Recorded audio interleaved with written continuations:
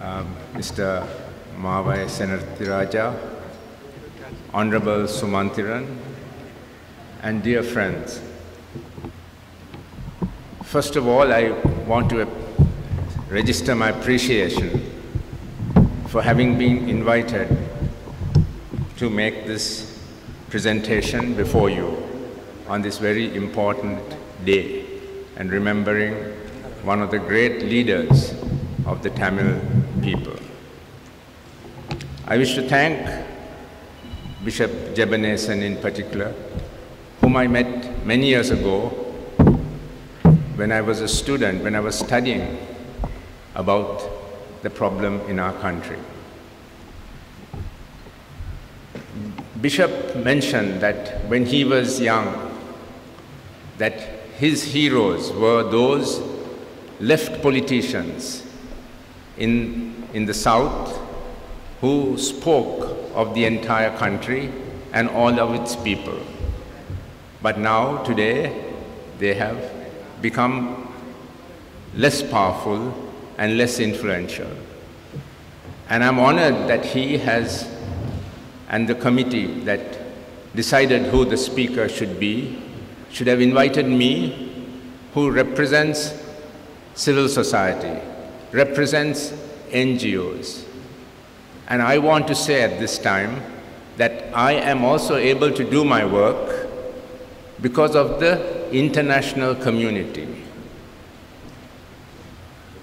In the Hindu scriptures it is said that to the wise, the whole world is one family.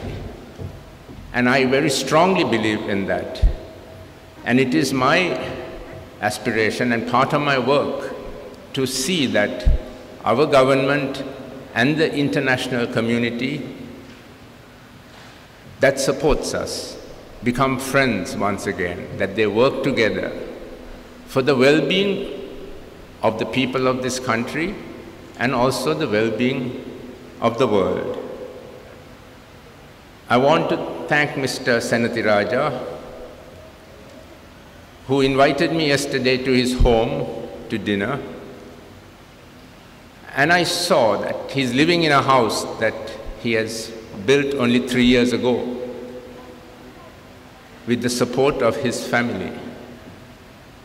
And I learned that for many years prior to that, he had to live in the party office with his family. And I saw how much people like him have suffered and continue to suffer. The price that this conflict has inflicted on the people of the North, on the Tamil people, and in the East, and on many other people also. I also want to thank Mr. Sumantiran, Honorable Sumantiran, who is actually a voice for the entire country. He represents the whole of Sri Lanka in what he stands for. He does not think, I think, too much. He does not think so much of regions, but of the whole country. He's a national leader, and I'm honored to know him. And finally, I also want to refer to Ilankovan, who is not here on the stage, but who is the great S.J.V. Chelvanayakam's grandson. I met him, I think, about over 30 years ago, when I was working for the Sarvodaya movement with Dr. A.T. Ariyaratne. And I had joined the Sarvodaya movement because I saw that in our country there was a big divide between the rich and the poor.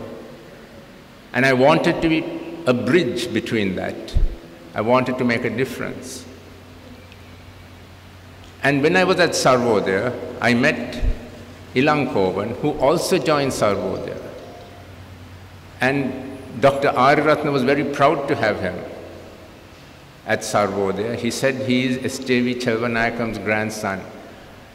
And when I saw Ilankovan, he was so humble. And he has remained humble.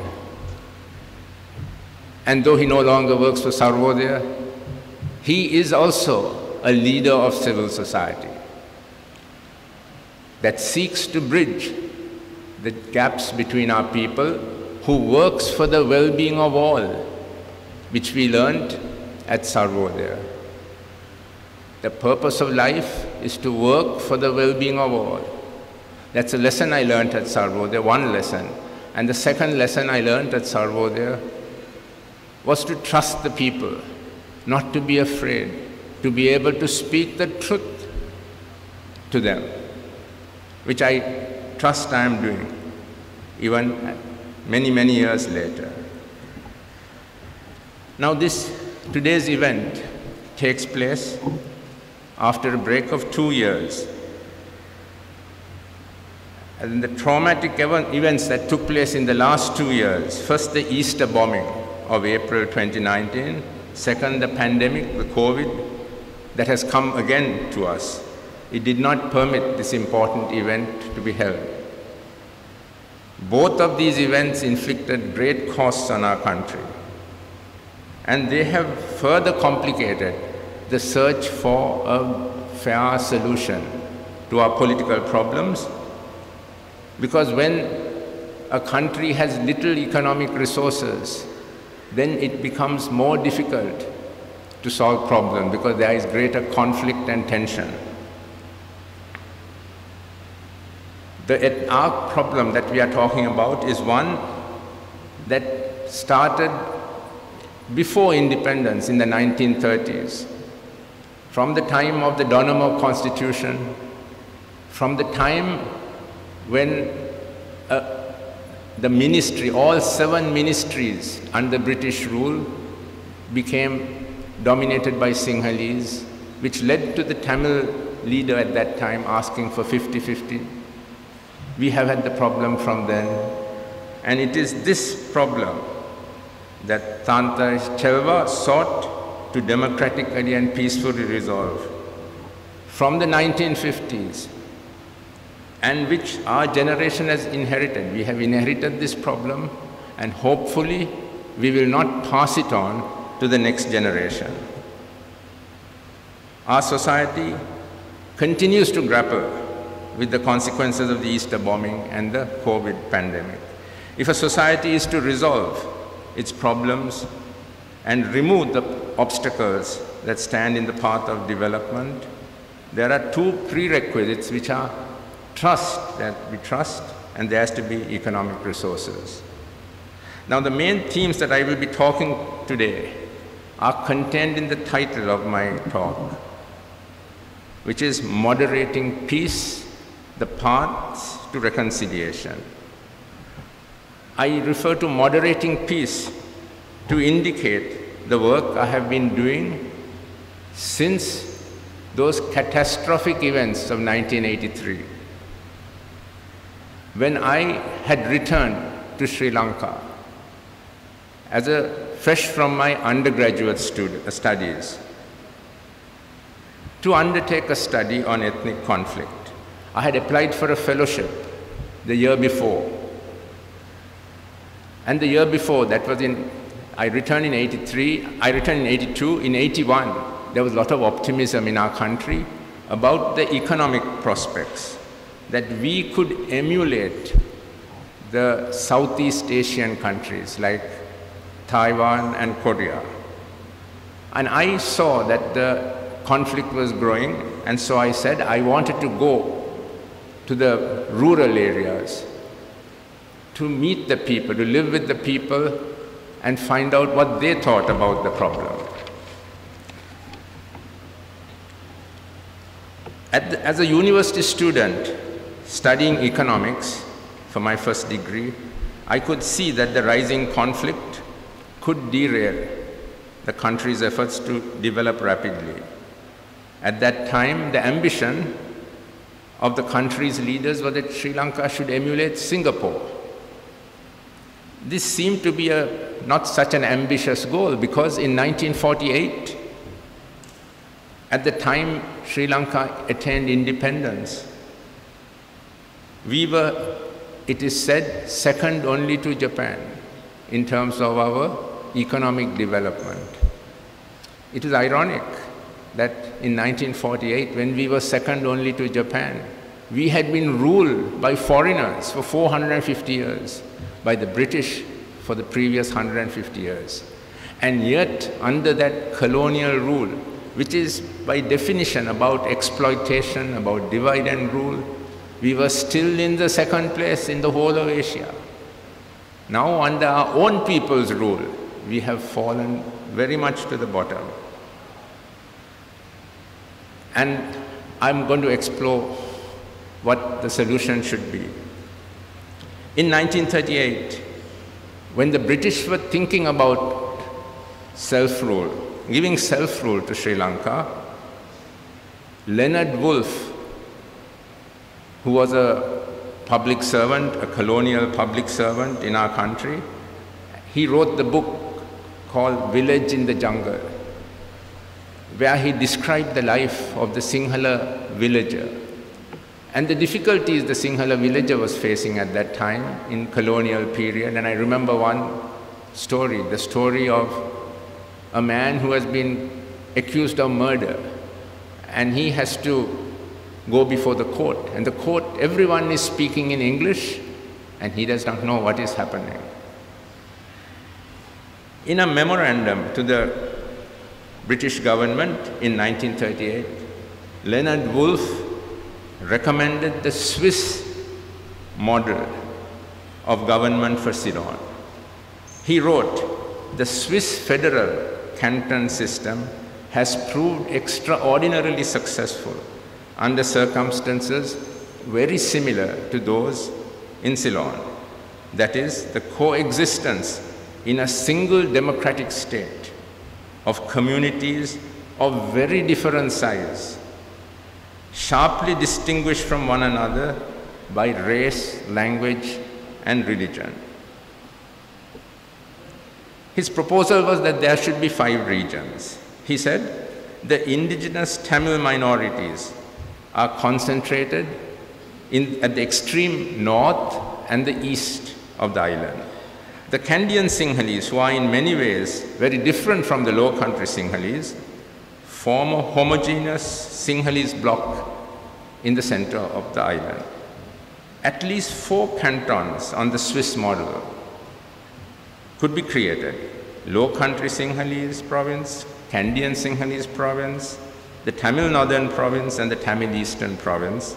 And it might even be possible to create a 5th canton out of the areas where immigrant Indian Tamils form the majority of the population on the tea estates. And I was thinking, he suggested 4 or 5. Now, of the 4, although the north and the east would be separate, according to him, there would be 2 Tamil regions and 2 Sinhala regions. There would be parity. And if there was a 5th, the Indian Tamil, there would be 3, which were dominated by ethnic minorities, and 2 by the ethnic majority. So there would have been some form of balance between regions through perhaps a Senate, which would counterbalance the fact that there is a Sinhalese numerical majority in the country, which would be represented in the parliament.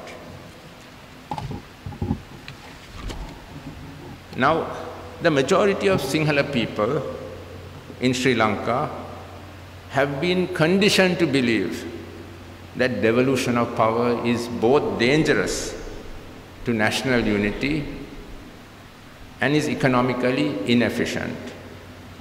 This is the message that has been given to them by nationalist leaders and accepted by most of the religious and civil society. The present government, which was elected after the Easter bombing, was elected on the promise that they would strengthen the system of government by further centralizing power. This line of thinking was strengthened by the Easter bombing, which said that the government was weak and divided. During the time of my research in the Sinhalese villages, I stayed in the home of a Sinhalese farmer. I stayed in his house, and in the Sinhala villages, maybe the Tamil ones too, the front of the house, the front room can be separated from the rest of the house, where you can close the rest of the house off to the person living in the front of the house. So I was given the front room. And I spent about a month with him there. One day I asked him to explain what the war was about. What did he think about the war that was then going on? He said, "You are my guest, and I have let you stay in my house in the front room for a month now." So I thought, now he's saying something, maybe I should say thank you. So I said, "Thank you. You have been very kind to me. You have let me stay in the front room of your house."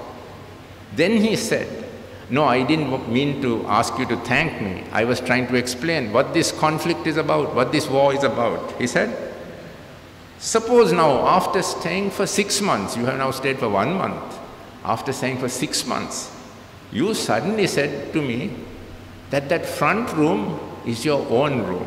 It's your own. Would that not be unfair?" This was his understanding of what our conflict was.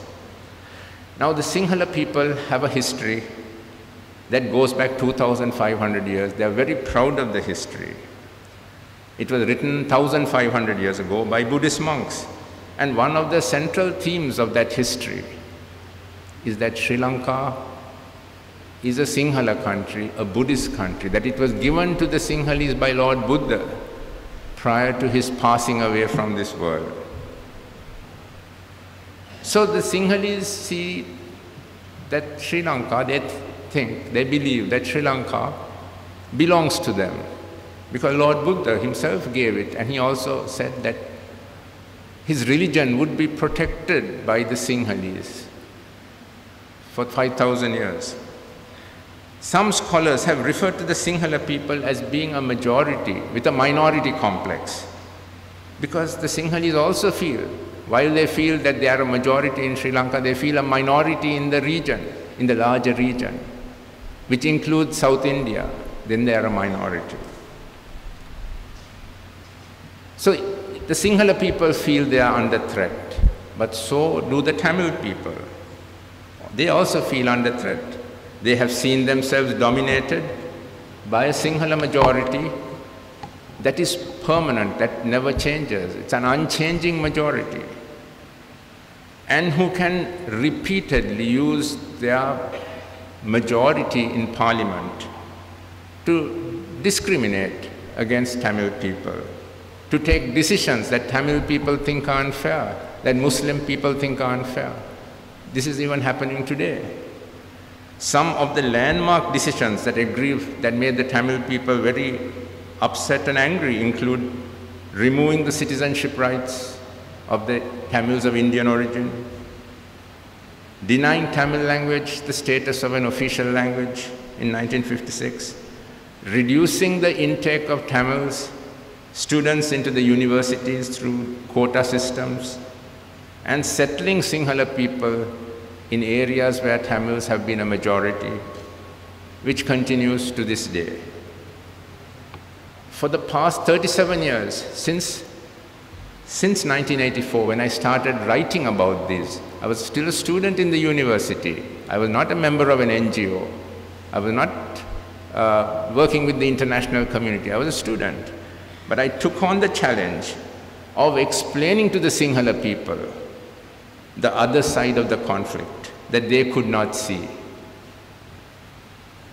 I believe I had an advantage in explaining and in understanding.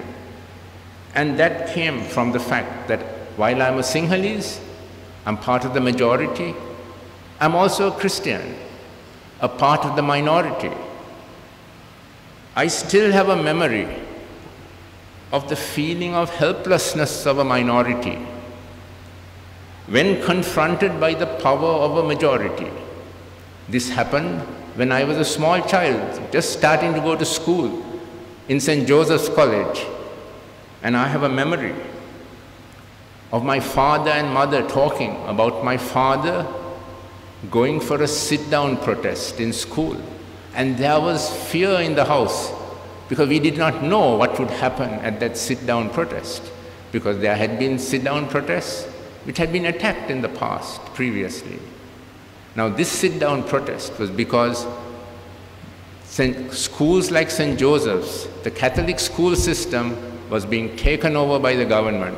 The Catholics did not want to lose their schools, but the government said, we want to make education equal for all children, so we are taking over those schools. So I learned what it is like at a young age to be part of a minority and to see what the minority feels is unfair can be imposed on them by a majority. I also had the good fortune to have Senator S. Nadesan, QC, Queen's Counsel, like a President's Counsel today, who was one of our family friends. And from him also I learned the value of standing up for human rights and going to the courts of law for justice. It is with this background, coming from the Sinhala majority and being part of both a majority and minority, that I have sought to explain to the Sinhala people the aspirations and grievances of the Tamil people. There has been no better leader on these issues than S.J.B. Chelvanayakam, whose life and work we commemorate today. The agreement he negotiated with Prime Minister S.W.R.D. Bandaranayake, which has come to be known as the Bandaranayake-Chelvanayakam Pact, has formed the basis of subsequent negotiations to find a mutually acceptable solution in our country. These are the ideas of self-rule and devolution in the areas in which the Tamils are a majority, and second, the equality of the Tamil language. In my work, I affirm that the Tamil people have a consciousness of being a nation, as articulated by S.J.B. Chelvanayakam, and that nations are equal entities, whether one is a big nation or one is a small nation. As nations, they are equal. And that this needs to moderate, it needs to accommodate the principle of majority rule, in which numbers count. It is in this context that I and the National Peace Council that I represent have supported all initiatives by successive governments to find political solutions based on the sharing of and devolution of power. We started our work in 1995 during the time of the ceasefire, the brief ceasefire between the government and the LTTE. We had a new president who had suffered a lot. Her father had been assassinated, her husband had been assassinated. She wanted a peaceful settlement. And she said, I will negotiate a political solution. But we knew that it's going to be very difficult, that there had been attempts made in the past. And those of us who formed the National Peace Council said, we must go to the people and explain to the people why a negotiated settlement is needed and why it has to include the principle of power sharing between ethnic majorities and ethnic minorities. The concept of provincial or regional self-government has been favorably received by the Tamil people since the time that Tantai Chelva led the demand for a federal solution. When power is devolved from the center, it gives the majority at the provincial level the power to decide themselves on matters that have been devolved. Following the passage of the 13th Amendment in 1987, the provincial council system has become entrenched in our Sri Lankan political system, although it needs to be reformed to become truly a solution to our conflict. The need for sharing of power is particularly strong in Sri Lanka, where there are groups representing various identities and interests, which needs to be represented in decision making. Therefore, in the current context, the most important need is to protect the gains of the past, to protect the 13th Amendment. Even though it is not the ideal solution, we need to protect it. The government has appointed a draft committee for a new constitution. Now there are concerns that this new constitution might get rid of devolution of power, might get rid of the 13th Amendment, because there are demands from sections of religious clergy, civil society, the political society, to abolish the 13th Amendment. So the question is how, in these circumstances, to find a way to find a lasting political solution which has the acceptance of all communities. This requires political leadership from those in whom people have placed their trust. The present government has one advantage. It is trusted by the majority of people, by the majority of Sinhalese, who see them as patriots who will not divide this country. Because that's a big fear among the Sinhalese. It cannot be discounted. The fear of the Sinhalese that the country will be divided. This government is seen as people who will not permit that to happen. The country may be facing huge problems of economic indebtedness, mismanagement, but the government remains trusted as those who will safeguard the people and the country. They also have the numbers in parliament. They have 2/3 majority in parliament to come up with constitutional change. This gives them both the capacity to act decisively as well as to mobilize popular support for what they want to do. The executive presidency is armed with the 20th Amendment, the powers, but on the other hand, other institutions have got weak. It is this reality that presents the danger of weakening of devolution of power also, in keeping with the government's promise to strengthen the central government. Now the challenge for the government is not to get the majority support within the country. They have got that. The challenge for the government is to get majority support from the international community. We saw that at the UN Human Rights Council, they could not get the majority support. And they lost that resolution last month. As a result of the resolution, Sri Lanka now will be on the UN's agenda for the next 18 months. It will be scrutinized every 4 months for the next 18 months. The resolution has also led to the setting up of a special investigation unit to collect information with regard to past and present human rights violations. So this is serious. The government has to deal with these issues. And further, non-compliance with the recommendations of the UN resolution open up the possibility of economic sanctions and the loss again of the GSP plus tariff privilege that Sri Lanka lost before in 2010 and which led to the shrinking of our exports to the EU.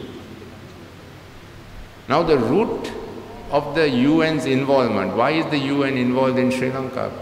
It came with the end of the war. In 2009, UN Secretary General Ban Ki-moon came to Sri Lanka. He went to the north, he looked at the refugee camps. He said, I have traveled around the world and visited similar places, but this is by far the most appalling scenes that I have seen. He said, I sympathize fully with the displaced persons. In addition, when he was here, the UN and the government of Sri Lanka issued a joint statement in which it said, the Secretary General underlined the importance of an accountability process for addressing violations of international and humanitarian human rights law. The government will take measures to address those grievances. Now the UN resolutions are based on the principle of transitional justice. Transitional justice refers to the ways countries emerging from periods of conflict address large-scale and systematic human rights violations that are so large, numerous, that the regular justice system cannot deal with it. the concept of transitional justice as the path to reconciliation and sustainable peace is based on the 4 pillars of truth, accountability, reparations, and institutional reforms. These 4 pillars are part of a whole, but they can be implemented in a sequenced manner. Perhaps the most important of these is truth. The truth is the most important element of transitional justice. It is like in a personal dispute. Unless we know the truth, we can't move to find the solution to the problem. On the other hand, the most controversial aspect for Sri Lanka of the transitional justice process is the issue of accountability. It is also the focus of the international human rights community. The UN Secretary General's statement on the Sri Lankan conflict in 2009 referred to accountability as the main operative element. And it was to ensure accountability that the UN resolution of 2015 contained in it provisions for a hybrid court in which foreign judges would participate. But it was this provision that was most opposed within Sri Lanka by the political leaders and by the Sinhala people themselves. The present government's position is that accountability is not something that they will address. Even as the government's position is we gave amnesty to 12,000 LTT cadre, therefore we can also pardon soldiers who may be guilty of crimes and not permit the trial of others. Due to international pressure, however, from the UN and the possible consequences of disregarding it, the government needs to show positive movement in implementing at least some of the UNHRC recommendations. The resolution calls on the government to do the following things: to ensure the prompt and impartial investigation, if warranted, of alleged crimes relating to human rights violations and serious violations of international human rights law. Strengthen the Human Rights Commission, the Office of Missing Persons, the Office for Reparations. Investigate attacks and ensure safe environment in which civil society can operate and protect the civil society members. Review the Prevention of Terrorism Act and ensure that any legislation that combats terrorism conforms to international human rights law. Foster freedom of religion, foster pluralism, promote the ability of all religious communities to manifest religion, fulfill the commitments to the devolution of power and to the holding of provincial elections, continue to cooperate with the UN system on human rights and the UN Human Rights Council. Now, if the government is not ready to address the problem of accountability, it can at least focus on other areas of transitional justice, such as truth-seeking. At the level of individuals, there are thousands of families who have their members missing and who feel they cannot abandon. They need an acknowledgement of what happened. Although the war is more than 11 years over, they don't know what has happened. We can imagine the pain of those families. We can see that even in the case of the Christians, the way the Catholic Church is fighting now to know what happened, the truth of what happened in the Easter bombing. They are not giving up, they are not letting go. So in the same way, in the North and the East, people are fighting. They want to know what happened. A policy of reparation can be implemented by working with the 2 transitional justice mechanisms established by the previous government. The previous government created an Office of Missing Persons, Office of Reparations. The Office of Missing Persons issues certificates of absence, and it gives compensation. It gives a small payment of 6,000 rupees a month. This can be increased, for instance.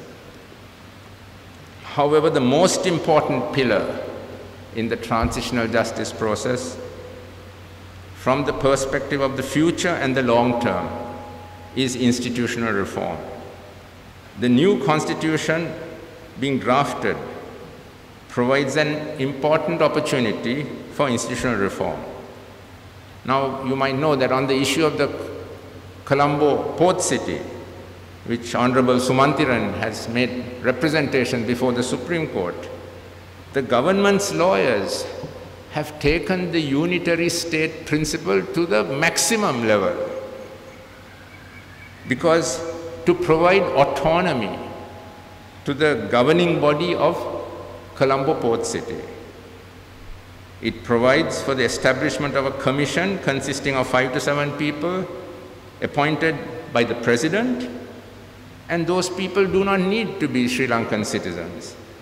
The commission will govern the port city. The commission will be vested with power to exempt port city investors from taxes and various other controls. The Parliament of Sri Lanka will have no oversight over the finances of the port city. And the port city's accounts will not be audited by the Auditor General. If the government is prepared to consider new concepts of national security to promote economic development, if it is prepared to share governance of the port city with people who may not even be citizens of Sri Lanka, then it should also be prepared to consider new concepts when it comes to sharing power within the country, between our people. The new thinking of the government on Colombo port city can be utilized to design a creative model of devolution of power that meets the interests of the government and the people living in the north and east. Now the question, however, is, will any of this happen? It has not happened. It looks as if the government is not interested in devolution of power, but we have to hope. And for that, I have a message to give that I picked up many years ago when I visited the north to stay with the Bishop of Mannar. Bishop Rayapu Joseph, who died recently, invited me to come and stay with him. And he took me into the LTT controlled areas at that time to see the refugee camps. In the bishop's house, there was a book, and I looked at it, a book on the table. It was a book written by the Catholic bishops of the United States. It was called The Challenge of Peace, God's Promise and Our Response. The publication date was May 1983. Now, as we know, the 1980s was a time of great tension in the world between the United States and its allies and the Soviet Union and its allies. And in the United States, there was a president, Ronald Reagan, who called the Soviet Union the evil empire. So there was a possibility that they would actually go to war, because this was the evil empire on the one hand and US on the other hand. The bishops wrote this. It said, as bishops, we are concerned with issues that go beyond diplomatic requirements. It is of value to keep raising in the realm of political debate truths which ground our involvement in affairs of nations and peoples. Now, Soviet behavior in some cases merits the adjective that it is reprehensible. However, remember, the Soviet people and their leaders are human beings created in the image and likeness of God. Then they went on to say, to believe that we are condemned in the future only to what has been the past is to underestimate our human potential for creative diplomacy and God's action in our midst, which can open the way to changes we can barely imagine. We do not intend to foster illusory ideas that the road ahead in superpower relations will be devoid of tension or that peace will be easily achieved. But we do need to warn against the hardness of heart, which can close us or others to the changes needed to make the future different from the past. Now, within 5 years of what they said, that we should not harden our hearts, we must remember that the other, whom we think is doing very bad things, is still created in the image and likeness of God and capable of good things.